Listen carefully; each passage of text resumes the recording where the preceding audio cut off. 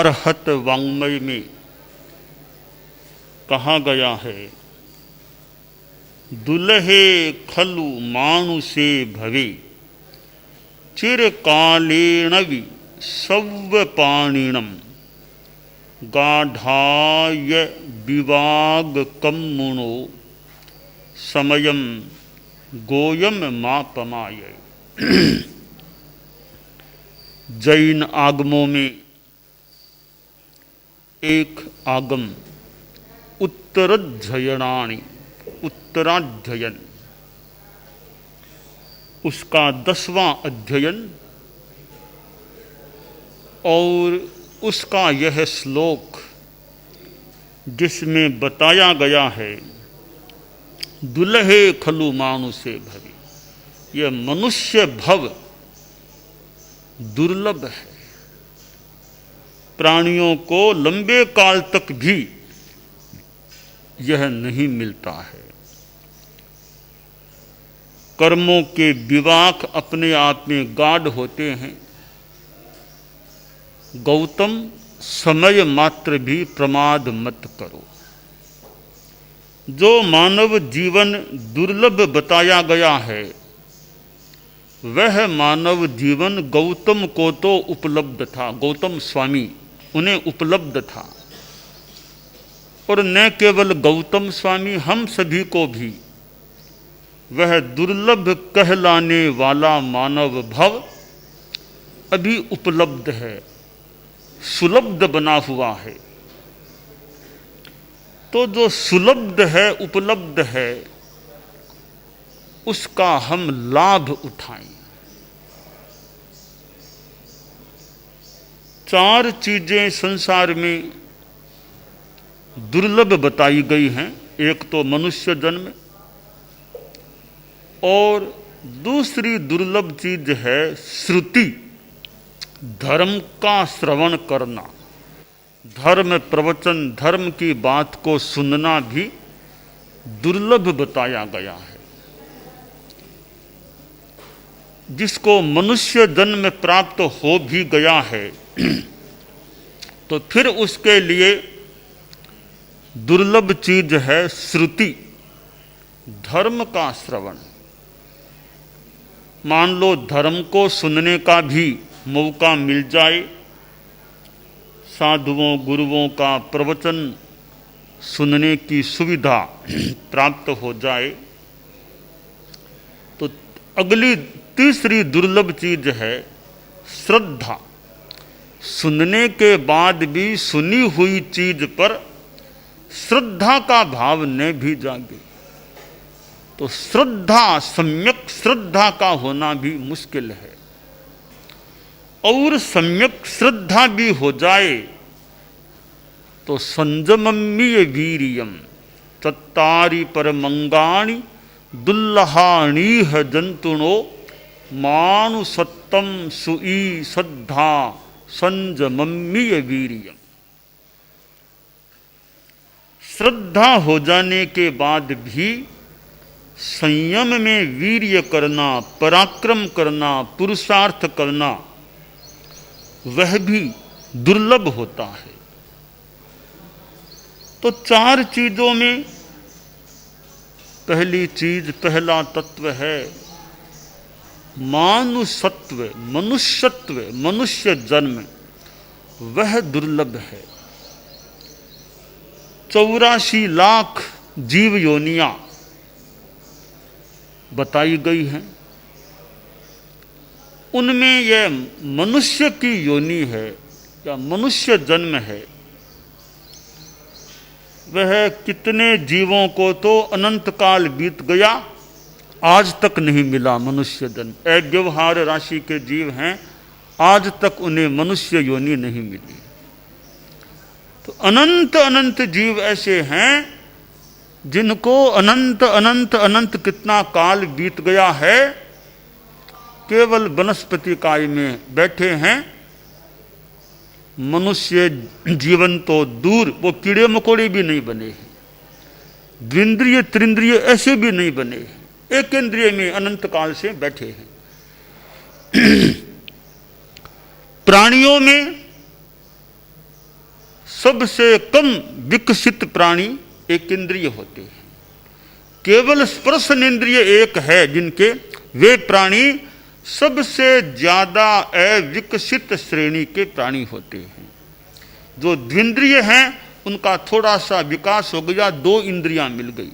जो त्रिंद्रिय हैं थोड़ा और विकास है, उनमें 3 इंद्रियां उन्हें प्राप्त है।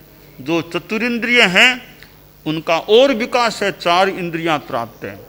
और जिनको 5 इंद्रियां प्राप्त हैं, श्रोत्र चक्षु घ्राण रसन स्पर्शन, वे पंचेंद्रिय प्राणी उन 4 प्रकार के पहले वाले जीवों की तुलना में ज्यादा विकसित प्राणी होते हैं।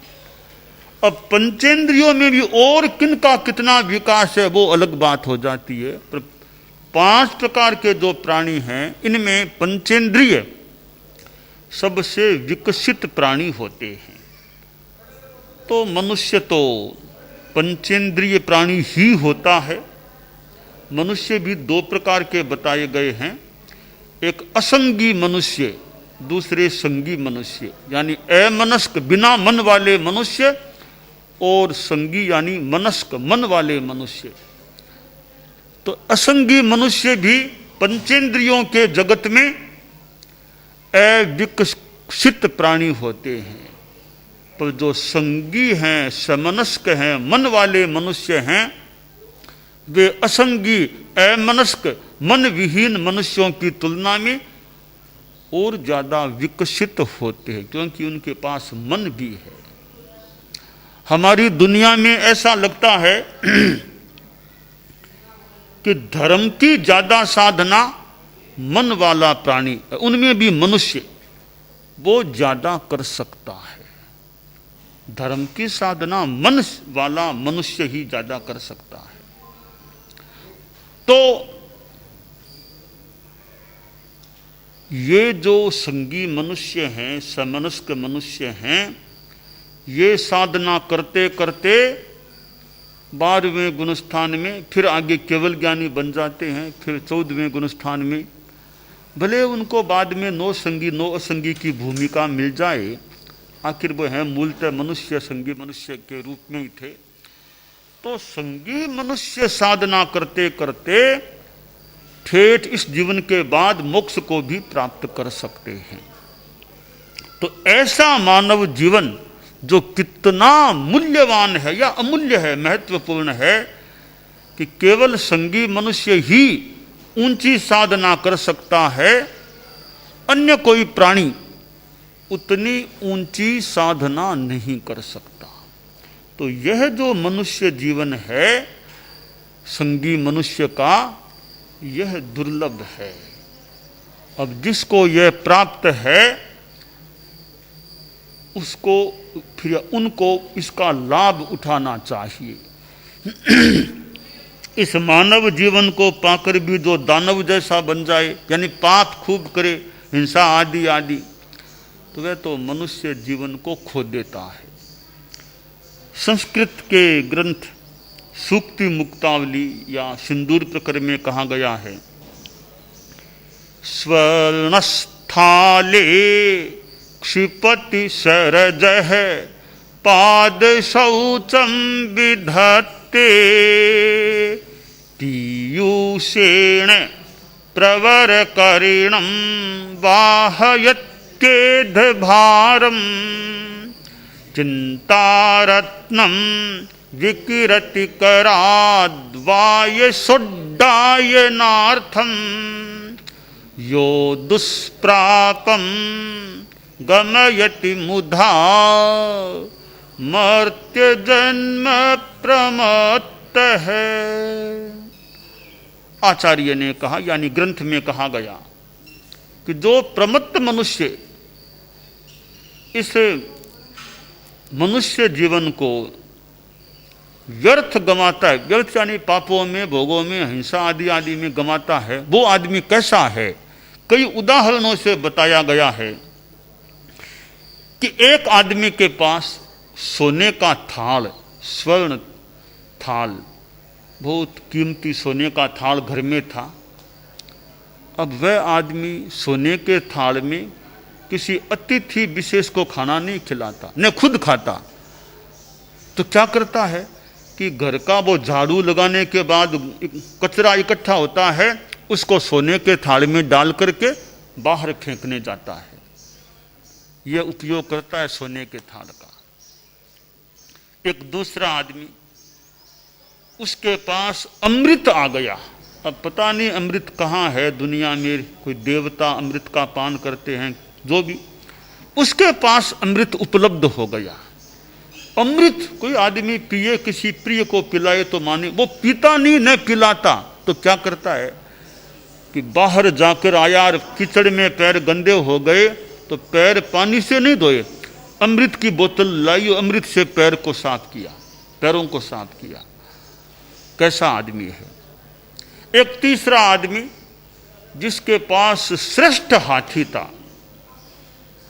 अब श्रेष्ठ हाथी पर कोई राजा महाराजा सवारी करे, कोई खुद बैठे यात्रा करे, वो नहीं करता। लकड़ियों का भारा श्रेष्ठ हाथी पर रख करके वो भार ढोता है।